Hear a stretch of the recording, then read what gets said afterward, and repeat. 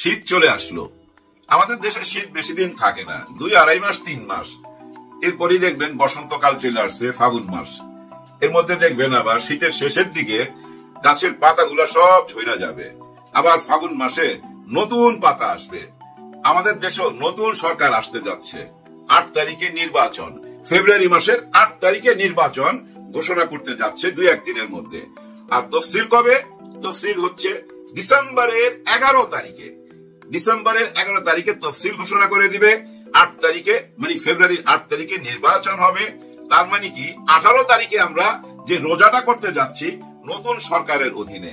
আবার দেখেন 21শে ফেব্রুয়ারি 21 তারিখে, সেদিনও আমরা নতুন সরকারের অধীনেই সেই গানটা গাবো, আমার ভাইয়ের রক্তে রাঙানো 21শে ফেব্রুয়ারি। সবকিছুই নতুন হয়ে যাচ্ছে, পুরানা সব পাতা ঝরে যায়, নতুন পাতা আসতে যাচ্ছে নতুন বাংলাদেশে। খুব বেশি সাহিত্য রচনা হয়ে যাইতেছে, কিন্তু না, সোজা সাজায় কথায় আসতে হবে। এই মুহূর্তে দেশের কি অবস্থা? এই মুহূর্তে সবচেয়ে বড় অবস্থা হচ্ছে এবার কেয়ার হাসপাতাল, ওইখানেই সবাই দৃষ্টি। এর মধ্যে জুবাইদা রহমান চলে আসছে আজকে ভোরবেলা, এবং এয়ারপোর্ট থেকে সরাসরি হাসপাতালে 2.5 ঘন্টা ছিল, ওইখান থেকে আবার বাসায়। এখন ওনার শাশুড়িকে মানে বেগম খালেদা জিয়াকে শোনা যাচ্ছে রোববারে নিয়ে যাবে। ঠিক আছে ভাই, উনি যেভাবে চায়, উনার মা উনি যেভাবে চাইবে সেটাই তো হবে। দেখেন এই হাসপাতালে এই মুহূর্তে চীনের ডাক্তার, সৌদি আরবের ডাক্তার, যুক্তরাষ্ট্রের ডাক্তার, যুক্তরাজ্যের ডাক্তার, সব দেশের ডাক্তাররাই এখানে আছে। এর মধ্যে জুবাইদা রহমান আয়েশা যোগ দিছে, বাংলাদেশের ডাক্তাররা তো আছেই। এখন তারপরও যদি ওনারা মনে করে লন্ডনে নিয়ে গেলে ভালো হবে, অসুবিধা কি ভাই? আল্লাহ যা করে ভালোর জন্যই করবে, এইটাই আমরা ধৈর্য নিব। এখানে সমালোচনা করার কিছু নাই, কিন্তু একটা জায়গা থাইকা যায় সমালোচনা করার। তারপরও একটা প্রশ্ন সামনে চলে আসে, তারেক রহমান শুধু একজন সন্তান না, মানে বেগম খালেদা জিয়ার খালি সন্তান, এইটাই কি তার পরিচয়? না, তার তো আরো বড় পরিচয় রয়ে গেছে। সে এই দেশের একটা বড় দলের নেতা। নেতা তারেক রহমানকে নিয়ে একটু কথা বলতে চাই। সন্তান তারেক রহমান তার মাকে কোথায় চিকিৎসা করাবে, কি ভালো কি মন্দ সব উনি বুঝে, ওনার পরিবার বুঝে। এটা নিয়ে আমাদের বেশি কথা বলা ঠিক হবে না, কিন্তু একজন নেতা তারেক রহমান কেন এত বড় সুযোগ হাতছাড়া করলো, এটা আমার প্রশ্ন। আপনি বলতে পারেন ভাই কি ধরনের সুযোগ হাতছাড়া করলো? দেখেন আমি সোজা সাজা কথা বলি, একটু বোঝার চেষ্টা করেন। এই যে বিএনপি নিয়ে অনেক রকম কথা তো সামনে চলে আসছিল, তাই না? চাঁদাবাজ, টেন্ডারবাজ, বালু মহল দখল, হাবি জাবি, এবং 200-র উপরে নিজেরা মারামারি কইরা উপরে চলে যাওয়া, এবং ধর্ষণ মামলা, জমি দখল থেকে আরম্ভ কইরা এমন কোন অপকর্ম নাই যেটা সামনে উঠে আসে নাই, পত্র পত্রিকায় আসে নাই, এই অনলাইনে ইউটিউবে ফেসবুকে আপনারা দেখেন নাই। কত একটা চরম জায়গায় চলে গেছিল না? ওইখান থেকে হঠাৎ করে সবাই দৃষ্টি চলে আসলো বেগম খালেদা জিয়ার দিকে। উনি যেদিনই হাসপাতালে গেছিল, আজ থেকে 10-12 দিন আগে, সেদিন থেকে সবাই নজর ওইখানে। ওইসব আলোচনা কিন্তু সব ধামাচাপা পড়ে গেছে, তাই না ভাই? এই মুহূর্তে যদি উনি মানে তারেক রহমান অর্থাৎ নেতা তারেক রহমান যদি চলে আসতো মার কাছে, তাহলে কি দাঁড়াইতো? হয়তো আপনারা বলবেন অনেকে যে ভাই রাস্তাঘাটে ভিড় হইতো, এত হোল্লা গুল্লা হইতো, সবাই স্লোগান দিত তারেক রহমান তারেক রহমান, ওইটা কি শুনতে ভালো লাগতো? এই যে রাস্তাঘাট জাম কইরা আয়সা হাসপাতালে একটা গ্যাঞ্জাম হইতো না, আয়সা উনি তো বুঝতেই পারছে ওনার মাকে বিদেশে নিয়ে যাইতে হবে, যার জন্য আসে নাই। এরকম হাজারটা যুক্তি দাঁড় করানো যাবে, কিন্তু ওই যুক্তিগুলা সবই অচল হয়ে যায় নেতা তারেক রহমানের কথা যখন আপনি সামনে আনবেন। কারণ সামনেই তো নির্বাচন, এই 8 তারিখে নির্বাচন ফেব্রুয়ারি মাসের, ডিসেম্বরের 11 তারিখে তফসিল ঘোষণা। তার মানে কি নেতা তারেক রহমান আসবে না? উনি যদি চলে আসতো, মনে করেন রাত্রে গোপনে আসতো, হেলিকপ্টার দিয়ে এসে হাসপাতালে যাইতো, তারপরে বাসায় পুলিশ র্যাব পাহারা দিত, উনি সবাই সঙ্গে কথা বলতো, বিদেশি সমস্ত ডাক্তার তো এখানেই আছে, ডাক্তাররা আপনার মাকে দেখতো, উনি হাসপাতালে যাইতো আসতো এবং অফিস করতো, বাসায় বসতো, এবং দেশে যে নির্বাচন ঘোষণা করে বলেছে এই নির্বাচনটা কন্ট্রোল করতো উনি সামনে থাইকা, মাঠে থাইকা। এইটাই তো হওয়ার কথা না? এটা যদি হইতো দেখেন, তাহলে কিন্তু দেখেন টোটাল অতীতটা ঢাইকা যায়, নতুন করে একটা জোয়ার আসতো, কিন্তু নিশ্চয় একটা জোয়ার আসতো। কারণ একটা বড় দল তো ভাই, এই সুযোগটা কেন উনি হাতছাড়া করলো এটা আমি জানি না। গত ভিডিওতে বলছি ওনার ওই স্ট্যাটাসটা সারা পৃথিবীর গোয়েন্দারা যদি এক টেবিলে বৈশাও গবেষণা করে বাইর করতে পারবে না। কারণ কি জানেন? এখানে সবকিছুর ঊর্ধ্বে মা, সবকিছুর ঊর্ধ্বে মা। সেই মার ব্যাপারে যদি উনি সিদ্ধান্ত না নিতে পারে, তাহলে উনাকে অ্যাডভাইস করে লাভ নাই। উনি অনেক বেশি ভালো বুঝে, মা উনার কিন্তু চিন্তা সবাই, কারণ ওই যে উনি নেতা, স্বাভাবিক লোক হইলে ভাই কেউ কি ওনাকে নিয়ে চিন্তা করতো না। কিন্তু একজন তারেক রহমান তো স্বাভাবিক কেউ না, উনি একটি দলের নেতা। জিতা গেমটা কেন হাতছাড়া করলো আমি জানি না। উনি যদি চলে আসতো ভাই, অন্যরকম ঘটনা ঘটে যাইতো, অন্যরকম একটা জোয়ার আসতো। কারণ কি জানেন, সব দলের মানুষই এই দেশের সবাই বেগম খালেদা জিয়াকে যে ভালোবাসে, শ্রদ্ধা করে, সম্মান করে, এর মধ্যে গত 10-12 দিনে আমরা সবাই তো বুঝা ফেলাইছি। সত্যকে অস্বীকার যায় তো লাভ নাই। সবাই দোয়ার কারণই ভাই ওনার স্পন্দন এখনো আছে, সবাই দোয়ার কারণই ভাই ওনার স্পন্দন এখনো আছে, এখনো উনি এই পৃথিবীতে আছে। যাই হোক, উনার মাকে উনি লন্ডন নিয়ে যা চিকিৎসা করুক, তার মানে উনি এটা বুঝাই দিল আমি মার পাশে আছি। তার মানে উনি এইটা বুঝাই দিল আমি আমার মার পাশে আছি, আর আমার কর্মীদেরকে দেশের পাশে রেখে দিলাম। আমি লন্ডনে আছি মার পাশে, তোমরা নির্বাচন করো, আমি পরে আসবো। ভোটার হইলাম কি হইলাম না, আমি কোন দেশের নাগরিক কি নাগরিক না, এগুলো নিয়ে কোনো প্রশ্ন করে লাভ নাই, যেহেতু উনি মুখ খোলে নাই। কিন্তু আমরা অনেকে অনেক রকম কাহিনী বানায় নিছি তো, তাই না, যে উনি বাংলাদেশে আসলে লন্ডনে আর ফেরত যাইতে পারবে না, কারণ উনি রাজনৈতিক আশ্রয় নিছিল। উনি বলছিল বাংলাদেশে আমার জীবনের উপর হুমকি আছে, যার জন্য ইংল্যান্ড উনাকে আশ্রয় দিছে। এখন যদি বাংলাদেশে আসে, তার মানে তোমার আর কোনো হুমকি নাই, তুমি এখন নিরাপদ, যাও তুমি তোমার দেশে থাকো বা আমার দেশে থাকো, কিন্তু আমার পাসপোর্ট পাবা না। আর ওইখানে উনি এখন কি ব্রিটিশ নাগরিক না বাংলাদেশের নাগরিক এগুলো আমরা জানি না, কিন্তু ওনার যে ব্যবসা বাণিজ্য আছে ওইখানে যে লেখা আছে, ওইখানে লেখা আছে উনি ব্রিটিশ নাগরিক। কারণ বিজনেস করতে গেলে আপনাকে তো বলতেই হবে আপনি কোন দেশের নাগরিক, ওইখানে ওনার নাম আছে, এরকম প্রমাণও অনলাইনে পাওয়া যাচ্ছে। যাই হোক, উনি যদি বিদেশ থেকে বৈশা উনার দলকে পাশ করায় নিয়ে আসতে পারে, আমাদের অসুবিধা কি? কিন্তু অসুবিধা হলো ওই জায়গাটাই মানুষ গুজব ছড়াইতে থাকে। দেখেন না, সবাই বলা বলি করতেছে -2 -4 কেন বলে জানেন? এই যে তারেক রহমান সাহেব আসতে পারলো না, না আসাতে আবার ওই যে সজীব ওয়াজেদ জয় একটা ভাষণ দিছে, ভাষণ মানে একটা ইন্টারভিউ দিছে। উনি ওইখানে বলছে যে ডক্টর ইউনূস -4 ফর্মুলা চালায়া যাইতেছে। -2 কি? এই যে জয়কে মাইনাস করছে, ওনার মাকে মাইনাস করছে, আর এই যে এখন লন্ডনে পাঠাই দিতেছে খালেদা জিয়াকে, এটা একটা মাইনাস। তারেক রহমানকে আসতে দিতেছে না, এটা একটা মাইনাস। এই 4 মাইনাস।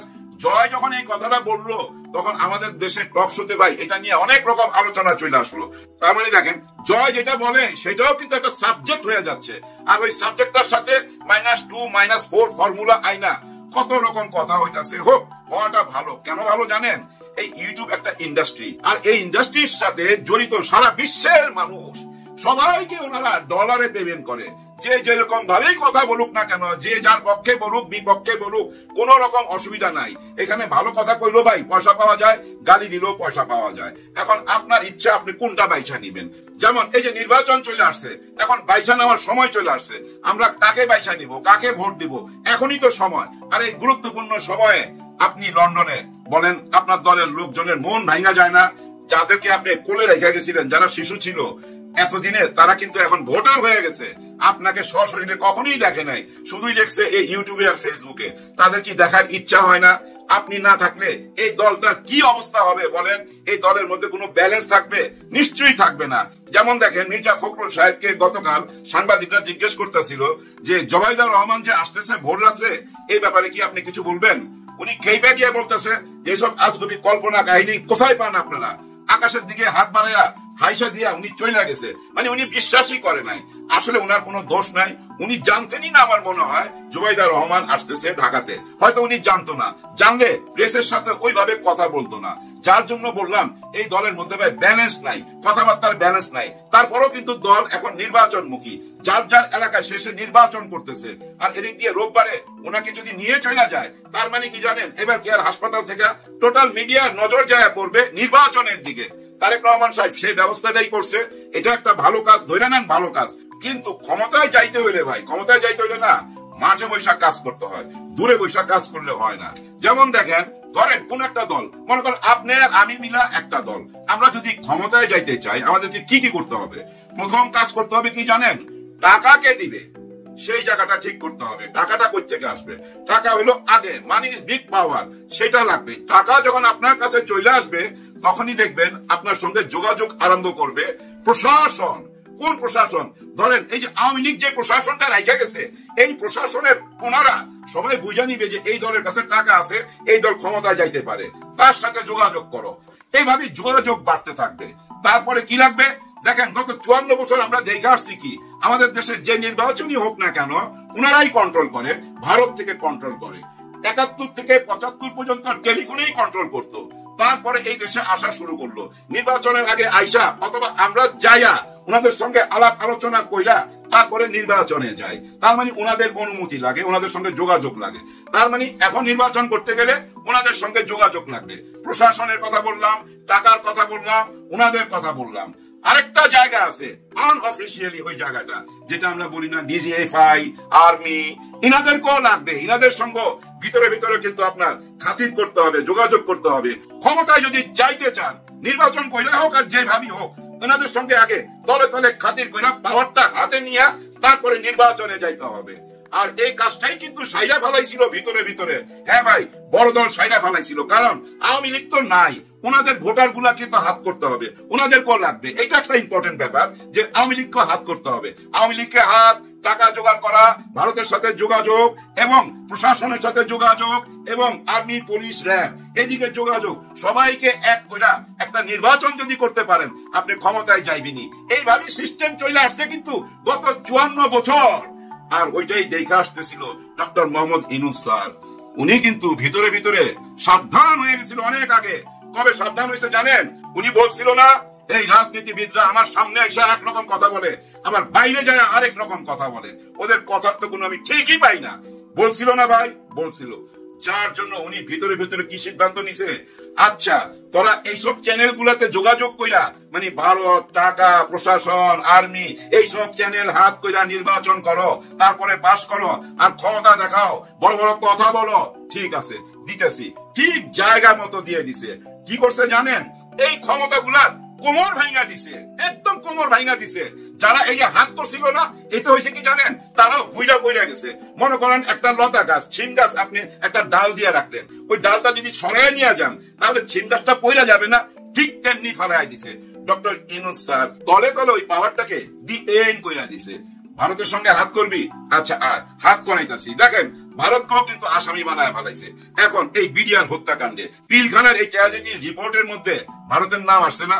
তার মানে দেখছেন ওইখানেও হাত মাইরা দিছে, ওইখানেও দি এম কইরা দিছে। আর প্রশাসনে যাবি, প্রশাসনে হাত করবি, হাত করতে পারবি না। যেভাবে ভাই ক্যান্টনমেন্ট থেকে ধইরাই না বিচার শুরু করছে, যেভাবে 4 বারের প্রধানমন্ত্রী ঝুলাই দিছে, যেভাবে ওই কসাই কামালে ধইরা আনতে চায়, কসাই কামাল এখন পালায় বেড়াইতেছে ইন্ডিয়া, পালায় যাইবো কই? ধইরা আনতে পারে তো ভাই। এই যে একটা ত্রাস সৃষ্টি করলো ডক্টর মোহাম্মদ ইউনূস স্যার, সব জায়গায় তো হাত মেরা দিছে, সব জায়গার কোমর ভাঙা দিছে। যার জন্য বুঝছেন একেবারেই দুর্বল হয়ে পড়ছে। যারা স্বপ্ন দেখা শুরু করছিল একদম ক্ষমতায় চলে যাবো, তাদের স্বপ্ন ভাঙ্গা চুরমার করে দিছে। এর জন্যই তো বলা হয় দুনিয়ার মাঠের খেলোয়াড়। যাই হোক, এখন একটা কথা শোনা যাচ্ছে ডক্টর মোহাম্মদ ইউনূস স্যার উনি তলে তলে জামাত ইসলামকে পছন্দ করতেছে। কারণ কি? কারণ এই যে গত 15 মাস উনি যদি বিচার করে দেখে জামাতে ইসলাম, ছাত্র শিবির, এদের দ্বারা দেশে কোনো অস্থিরতা হয় নাই, বরঞ্চ ওনাকে সাপোর্ট দিয়ে গেছে। এই সরকারের, বর্তমান সরকারের যদি পাবলিক ক্ষমতা বলেন, জনগণের ক্ষমতা বলেন, এই জামাতে ইসলাম এবং ছাত্র শিবির এবং দেশের পরিবর্তন যারা চায়, হ্যাঁ নতুন বাংলাদেশ যারা চায়, তারাও কিন্তু ডক্টর মোহাম্মদ ইউনূস স্যারকে সাপোর্ট করে। আর যারা সাপোর্ট করে না, যারা পছন্দ করে না, যারা বলতো উনি কোনোদিনই নির্বাচন দিবে না, উনি একবার ক্ষমতা পাইলে তো ক্ষমতা হাতছাড়াই করতে চায় না, এই যে সিনিয়র সাংবাদিক মাসুদ কামাল, একে আমি ফলো করতেছি গত 1-1.5 বছর। এ তো সারাদিনই একই কথা বলে, উনি ক্ষমতা ছাড়বে না, উনি গ্রামীণ ব্যাংকের চেয়ারই ছাড়তে চায় না, আর দেশের ক্ষমতা ছাড়বে, এটা কোনোদিনই হইতে পারে না। এই গোডাউনের আরো কিছু প্রোডাক্ট আছে, হ্যাঁ এই সিনিয়র সাংবাদিকের গোডাউনের আরো কিছু প্রোডাক্ট আছে, ওরা ভাই একই কথা বইলা যাইতো সারা দিন রাত। দেখেন নির্বাচন তো দিয়ে দিল। নির্বাচন যারা চাইছিল, যারা সবচেয়ে বেশি নির্বাচন চাইছিল, তারা কি এখন এই মুহূর্তে খুশি নির্বাচন পায়া? হ্যাঁ অনেকেই খুশি হইতে পারেন, কিন্তু মাঠ পর্যায়ে যারা আছে তারা নিশ্চয়ই খুশি না। কারণ বেগম খালেদা জিয়া জীবন মৃত্যুর সাথে লড়াই করতেছে। ওনাদের নেতা বাংলাদেশে আসে নাই, লন্ডনে বসে আছে। ঠিক যেভাবে দিল্লিতে বসে আছে শেখ হাসিনা, আমেরিকায় বসে আছে সজীব ওয়াজেদ জয়। তার মানে কি একটা জিনিস তো ক্লিয়ার, এই দেশের জনগণ, হায় হায়, দুইটা বড় দলের নেতারা বিদেশ থেকে এই দেশকে পরিচালনা করতে চায়। এইটা কি মাইনা নিবে? না, মাইনা নিবে না। নেতৃত্বের শূন্যতা তৈরি হয়েছে। আর ওই শূন্যস্থান এই যে নির্বাচন 8 তারিখে, ফেব্রুয়ারির 8 তারিখে বাংলাদেশের জনগণ পূরণ করবে, কাগজে লেখা এই আঙুলের টিপ সই দিয়া ওই শূন্য স্থান পূরণ করবে, আর তখনই জন্ম হবে একটি নতুন বাংলাদেশের। এটা আপনারা বিশ্বাস রাখেন।